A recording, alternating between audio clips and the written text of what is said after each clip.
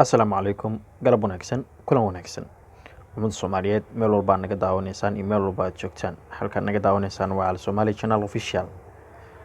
runtii galabta videogeena waxaan rabnaa inaan diiradda ku saarno waa maxay 5 October 5 October waa maalin qiimo iyo qaayo aad iyo aad u weyn ku leh ummadda Soomaaliyeed meel walba ay joogaan sababtoo ah 5 October ummadda Soomaaliyeed waxaa loo diiwaan geliyay maalin aad iyo aad u taariikhi ah taasoo ah dagaalkii dhagax tuur ay la galeen gumeystihii isticmaalka ku hayay koonfurta Soomaaliya ee Talyaaniga 5 October maanta oo kale sanadii 1949kii waxaa magaalada Muqdisho qaasatan taalada dhagax tuur meesha loo yaqaano dagaal aad iyo aad u qaraar oo ummadda Soomaaliyeedna run ahaantii qalbigooda aan ka go'i doonin uu ku dhexmaray ururkii gobonnimadoonka Soomaaliyeed ee SYL oo hadafkooda iyo hamigoodaba uu ahaa in ay mar uun ka dulqaadaan hiryada cadowga ummadda Soomaaliyeedna ay riyadooda iyo rajadooda ahayd maalin uun inay arkaan ciidda Soomaaliyeed uu ka taagan yahay calan Soomaaliyeed oo xor ah gumeystihii Talyaaniga ee xilliga gumeysanayay koonfurta Soomaaliya waxaa qalbigooda ku jiray in ay isticmaalka ay ku hayaan ummadda Soomaaliyeed uu ahaan doono mid weligood ay ku sii wadi doonaan balse taa waxaa diiday xaliyayaasha aan marna gambanin ee geesiyaasha ah oo taariikhda mar walba ay xusi doonto ee SYL waxay ahaayeen 13 dhalinyaro ah oo la aasaasay sanadii 1943 waxaana hoggaanka u hayay xilliga dagaalkii dhagax tuur hormuudna u ahaa halyeygii weynaa ee Cabdiqaadir Saqaawidiin ugu dambeyntii waxa ay dagaalo adag ay la galaanba gumeystihii Talyaaniga ururkii gobonnimadoonka Soomaaliyeed ee SYL riyadii iyo rajadii ay ka lahaayeen shacabka Soomaaliyeed waa ay u dhabeeyeen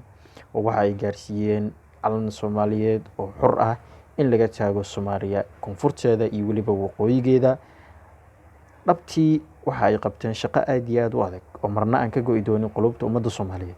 balse su'aashii isweydiinta mudan ayaa waxay tahay maanta waxaa laga joogaa dagaalkii dhagax tuur ay lagu hoobtay ee geesiyaashii SYL ay dhiigooda u horeen 17 sano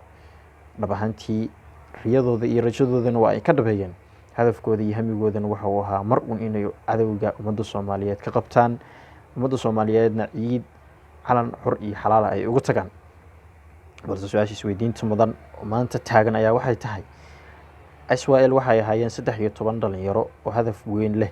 noloshana hadafka ay ka lahaayeen wuxuu ahaa in cadowga ay ka dulqaadaan ummadda Soomaaliyeed balse maanta anagoo tayo iyo tira intaba ka badan dhalintii SYL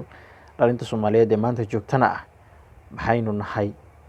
waxa aynu qabanay iyo riyadii iyo rajadii SYL ay filayeen in jiilka ka dambeeya ay qaban doonaan ma taagannahay mise weli waxa ay nooga dhiman su'aashaas run ahaantii waxaan u deey doonaa ummadda Soomaaliyeed daawan doonta videogan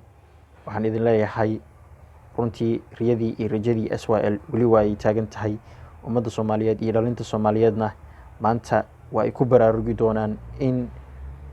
heerkii ay SYL gaarsiiyeen ummadda Soomaaliyeed maanta meel ka wanaagsanna ay gaarsiin doonaan runtii marna ma ilaawi doono ururkii SYL waxay u soo qabteen